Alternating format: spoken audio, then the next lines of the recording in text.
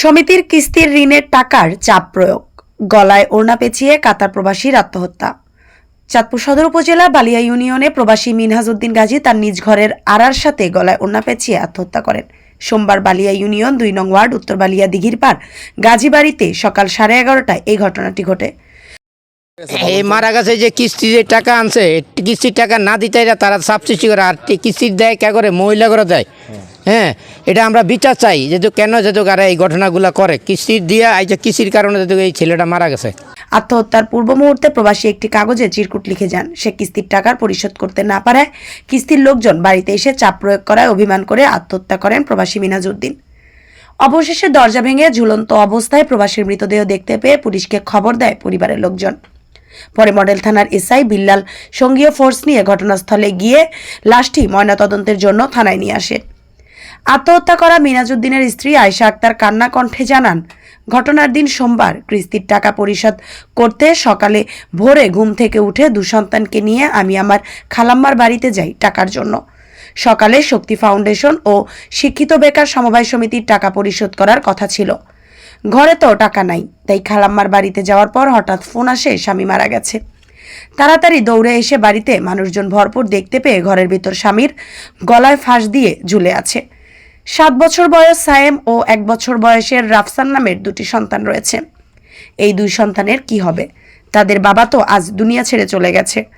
স্বামী মিনহাজ সৌদি থাকা অবস্থায় অনেক টাকা ঋণ করেন। সে টাকা পরিশোধ না হইতে সৌদি থেকে আসার পরে পুনরায় তিনি আশা সমিতি, শক্তি ফাউন্ডেশন, জাগরণী সমিতি, শিক্ষিত বেকার সমবায় সমিতি, সাজেদা ফাউন্ডেশন সহ বিভিন্ন সমবায় সমিতি থেকে কয়েক লক্ষাধিক টাকা ঋণ নিয়ে কাতার পাড়ি জমান। কিন্তু কাতারে গিয়েও ঋণ পরিশোধ করতে পারেননি। 3 মাস হলো কাতার থেকে ফিরে আসছে। দেশে আসার পরেও বিভিন্ন সংস্থা ঋণের টাকা পরিশোধ করতে তার ব্যবহার করা ফোনের হোয়াটসঅ্যাপে টাকা পরিশোধের জন্য চাপ দিত ব্যাংক কর্মকর্তারা। পুলিশ থাকা অবস্থায় 2টি এনজিওর লোকজন টাকা আদায়ের জন্য নিহত মিনহাজের বাড়িতে যায়।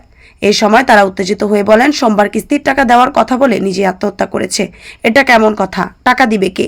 এই সময় স্থানীয় এলাকাবাসী কিস্তির লোকজনদের সাথে বাকবিতণ্ডে লিপ্ত হয়।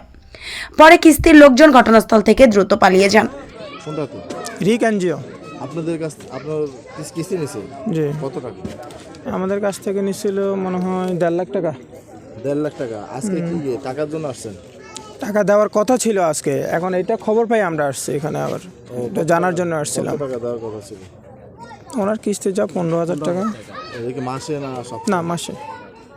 আপনার নামটা? আমার নাম আনোয়ার হোসেন। আপনাদের অফিসটা কোথায়? আমাদের অফিস হইলো আপনার টেকনিক্যাল। তাহলে এই যে আয়েশা কি দেখলেন মারা গেছে, এটা ওনার খবর পেয়েই তো আমরা আসছি। কেন মারা গেছে সেটা তো আর আমরা জানি না। এই যে কিস্তির টাকার জন্য চাপ দিত এই কারণে? না, চাপ দিবে কেন? এখানে চাপের কি আছে? এই যে সে তো আত্মহত্যা করছিল কিস্তির টাকা পরিশোধ করতে না পারার কারণে। আজকে সকালে আমরা জানি না, সেটা তো আমরা জানি না। এখন তো সে মারা গেছে, এখন টাকা কিভাবে নেবেন? এখন সেটা দেখা যাবে। এখন ওনার তো বিমা করা আছে না। আচ্ছা আচ্ছা, ওনার তো বিমা করা থাকে। উনি আত্মহত্যা করছে কেন সেটা তো আর আমরা জানি না। ওনাদের ফ্যামিলিগত তো হইতে পারে। না কোনো ফ্যামিলিগত তো না। আমরা তো কিস্তির জন্য ওনার প্রেশার ক্রিয়েট করি না, ওনার ফ্যামিলিও বলতে পারবে। প্রেশার ক্রিয়েট তো আমরা করি না। ফ্যামিলিতে বলছে যে কিস্তির টাকার জন্য খুব চাপ প্রয়োগ করতেন আপনারা, আর এই কারণে চিরকুট লিখে গেছে কিস্তির টাকার জন্য চাপ প্রয়োগ করার কারণে সে মারা গেছে। না না না, সে তো নিজে হাতে লিখে গেছে। সেটা ওনার বিষয়টা তো আমরা বলতে পারি না। তাহলে উনি আমাদেরকে যে সময় টাইম দেয় আমরা ওই সময় আসি। তাহলে এই যে মারা যাওয়ার মানে আগে পূর্বে মুহূর্তে আপনাকে বলছে যে টাকা দিবে নাকি? হ্যাঁ হ্যাঁ হ্যাঁ, আমার সাথে 2 দিন আগে কথা হয়েছিল। আমার বয়স দিছিল যে ভাই আপনার অমুক দিন যায়েন, যাই টাকাটা নিয়ে আসেন। আচ্ছা, এখন আইসা দেখেন যে সে মারা গেছে নাকি? না, একটু আগে আমরাই ফোন দিছি।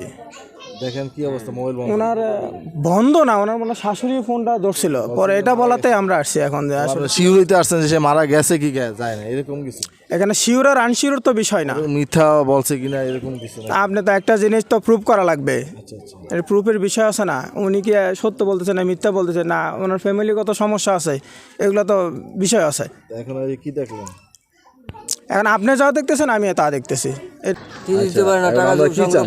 আমরা চাই যে যেহেতু এটা এই কিস্তি যেহেতু এই দেশে এই কিস্তি যেন কারণ না দেয়, যেহেতু এই লোকজন ক্ষতি না হয়। হ্যাঁ, এরা চাপ দেয়, এরা যায় মহিলা করে চাপ দেয়, আর কিস্তিটা দেয় কে করে? মহিলা করে, পুরুষেরা দেয় না। মহিলারা দেখা যাচ্ছে স্বামী স্ত্রী তারা অনেক তালাক হয়েছে এই দেশে, যেহেতু এখন হুজুরেরা বলে যে তো কোনো কিস্তি টাকা উঠাইছে না, এরা মহিলাগুলো গায়া ফিরিত করে এই টাকা দিয়ে যে এই পরিস্থিতি, আমরা এটা বিচার চাই। এই কিস্তির টাকা বলেন কি কারণে মারা গেছে কোন তো? এই যে কিস্তি টাকা দিতে পারে না, তারা কিস্তির কারণে যে দিতে পারে না দিকে সে আত্মহত্যা করছে। এইভাবে বহু লোক এলাকার নারী ধ্বংস হয়েছে, তালাক হয়েছে, এবং এই পেশারের কারণে বহু মানুষ কিস্তি দিতে পারে না, যে সে কাম কাজ নাই, অসহায় অকর্ম, সে আজ বিষকে আজ দুনিয়াতে চলে গেল, আত্মহত্যা করছে। এইভাবে বহু মানুষ আত্মহত্যা করতে আছে এই কিস্তির কারণে। এই কিস্তি আমরা চাই এই দেশের যে কারণে কোনো কিস্তি না দেয়, কিস্তি কোনো এলাকাত না ঢুকে, আমরা এটার বিচার চাই। এবং হাদিস কোরআনে আছে কিস্তি উড়ান এবং দেওয়ান, হাদিস কোরআনে নাই, আল্লাহর আইনে নাই, হুকুম নাই। এই কিস্তিওয়ালা দেশের মধ্যে না ঢুকে, কিস্তিতে কারো কাছে কারণে না দেয়। আর কি পুলিশ জানায় প্রবাসী নিহতের ঘটনায় অপমৃত্যু মামলা দায়ের করা হয়েছে। ময়নাতদন্তের রিপোর্টে আসলে পরবর্তীতে আইনানুগিক ব্যবস্থা নেওয়া হবে। এ বিষয়ে আত্মহত্যাকারী মিনহাজউদ্দিনের গাজীর পরিবারের পক্ষ থেকে কোনো অভিযোগ পাওয়া যায়নি।